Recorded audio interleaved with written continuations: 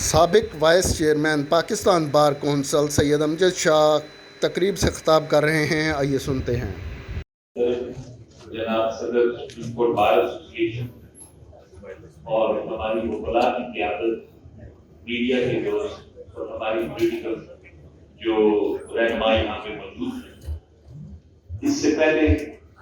ملک کی آزادی کے حوالے سے 74 سال گزر گئے اور کس طرح سے وہ 74 سال گزرے۔ ہم ایک ایسی قوم سے تعلق رکھتے ہیں جو ہر 10 سال کے بعد ایک آزادی کی جنگ کرتی ہے۔ آج کا جو موضوع ہے اس پہ میں مختصراً بات کروں گا۔ ایک جوڈیشری پہ جو اس کا کردار ہے یا جو اس پہ دباؤ ہے، تو ہمارے سامنے جوڈیشری کا جو کردار رہا ہے وہ جب اس پہ اداروں کا دباؤ آتا ہے تو وہ وزرائے اعظم کو بھی فارغ کرتے ہوئے 1 منٹ نہیں لگاتے، اور جب ایک ڈکٹیٹر کو سزائے موت ہوتی ہے آئین روندنے کے حوالے سے تو لاہور ہائی کورٹ سے ایک فیصلہ آ جاتا ہے۔ تو یہ جوڈیشری پر دباؤ کی وجہ سے یہ فیصلے آتے ہیں۔ تو میرا آج اپنے ان دوستوں سے جو آج کا ریزولوشن تیار کریں گے ان سے یہ مطالبہ ہوگا کہ شوکت صدیقی صاحب نے جس طرح سے کہا کہ ادارے یا خفیہ ادارے ججز پہ جو پریشر ڈالتے ہیں تو ان کی اس بیان پہ ایک کمیشن بننا چاہیے۔ کسی بھی جو ایسے چیف جسٹس پاکستان کے گزرے ہوں جو غیر متنازع ہوں ان کو کمیشن بنایا جائے اور وہ کمیشن اس بات کو ضرور فروغ کرے اور اپنی رپورٹ دے کہ کیوں ایسا ہوتا ہے کہ یہاں پہ دباؤ ہے۔ بار نے ہمیشہ عدلیہ کی آزادی کی بات کی، اس کے ساتھ اپنے جوڈیشل ایکٹیویزم کو بھی ہمیشہ اس کو بھی اپوز کیا کہ آرٹیکل 184(3) کے رولز بنائے جائیں تاکہ اس کا غلط استعمال نہ ہو سکے۔ جب بھی جوڈیشری اس کو استعمال کرے تو ایسے پیرامیٹرز ہوں تاکہ اس کے درمیان ہو کوئی ان پر انگلی نہ اٹھا سکے۔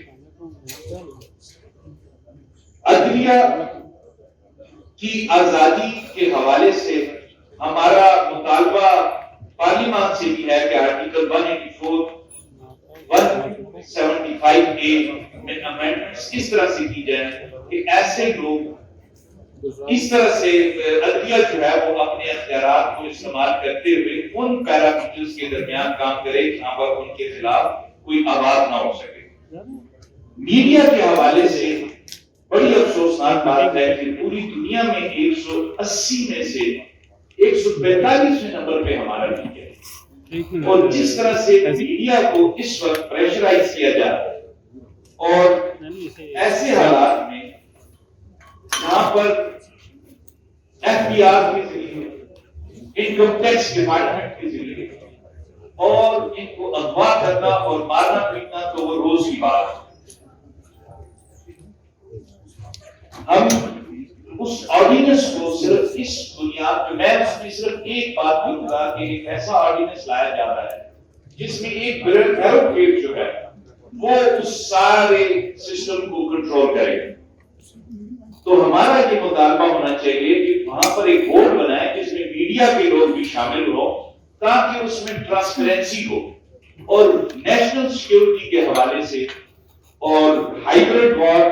یا 5th جنریشن وارفیئر کے حوالے سے میں اتنا ضرور کہوں گا کہ اس جنگ کو جیتنے کے لیے انکنونشنل طریقہ کار ہی آپ کو لینا ہوگا۔ کنونشنل طریقے پہ جس طرح آپ ہائیبرڈ وار کو مقابلہ کرنے کی بات کرتے ہیں تو یہ کبھی بھی نہیں ہو سکتی۔ پوسٹ انڈسٹریل ایرا جو ابھی اس وقت ہے، اس وقت ڈیجیٹل دنیا ہے اور یہاں پر جنگ کا طریقہ ہی بدل گیا ہے۔ آج بھی ہمارے وہ ادارے جو اس ملک کی دفاع کے ساتھ جن کا تعلق ہے وہ اسے کنونشنل طریقے پر روکنے کی کوشش کر رہے ہیں۔ یہ دباؤ کی پالیسی جو ہے اس کو مزید پریشرائز کرتے ہیں اور اس کو مزید تکلیف مطلب اس کو نقصان دہ بنا دیتے ہیں اس اسٹیٹ کے لیے، اس سسٹم کے لیے۔ تو ہمارا ان سے بھی یہ مطالبہ ہے کہ اس جنگ کو جیتنے کے لیے میڈیا اور جرنلسٹ کا بڑا اہم رول ہے۔ آپ ان کو نئے ڈیجیٹل سسٹم میں آزادی دیں، یہ کام کریں، کیونکہ نئی جو جنگ ہے وہ نیریٹیوز کی جنگ ہے، اور مس انفارمیشن اور ڈس انفارمیشن کے ذریعے آپ کی معیشت، آپ کی سیاست، آپ کی معاشرت، آپ کا سارا سسٹم جو ہے اس میں افراتفری پیدا کر کے ملک کو تباہ کرنے کی کوشش کی جاتی ہے، اور اس کو روکنے کے لیے آپ انکنونشنل طریقے استعمال کریں۔ یہ کنونشنل طریقے کے صحافی کو اٹھا لیا، اس جج کو دبا لیا، اس کے چیمبر میں جا کے آپ نے اس کی فلم کسی کی بنا لی، کسی کو کس طرح سے آپ نے بلیک میل کر دیا۔ تو یہ یہ جو کنونشنل طریقے کار ہے، اس سے پہلے ان کے ذریعے اگر آپ ہائیبرڈ وار یا 5th جنریشن وار کی جنگ لڑیں گے تو کبھی بھی آپ کی کامیابی نہیں ہوگی۔ تو آخر میں اپنے دوستوں سے اور اب جو ریزولوشن تیار کرتے ہیں ان سے بھی میرا مطالبہ ہے کہ یہ ساری چیزیں اس میں ڈالیں کہ انکنونشنل وار کو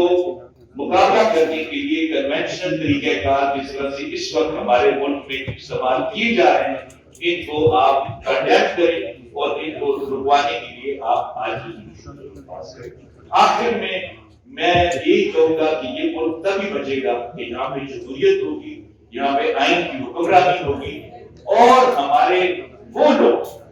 جو اس ملک کے دفاع سے منسلک ہیں وہ انکنونشنل طریقہ کار ہی پہ جائیں گے۔ کنونشنل طریقوں پر اگر وہ کام کریں گے تو بالکل